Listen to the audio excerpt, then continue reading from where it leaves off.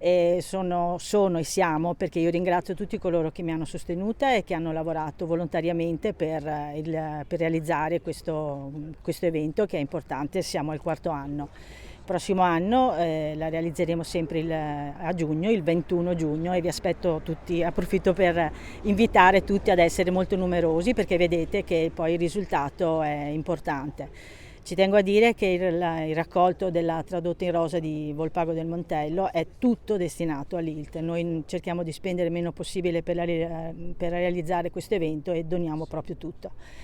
Ringrazio nuovamente tutti i volontari, tutte le persone che hanno sostenuto questo evento, gli sponsor, l'amministrazione, il sindaco e tutte le persone che sostengono e che danno importanza a questa cosa che per me è molto importante. A cosa servirà questo mezzo?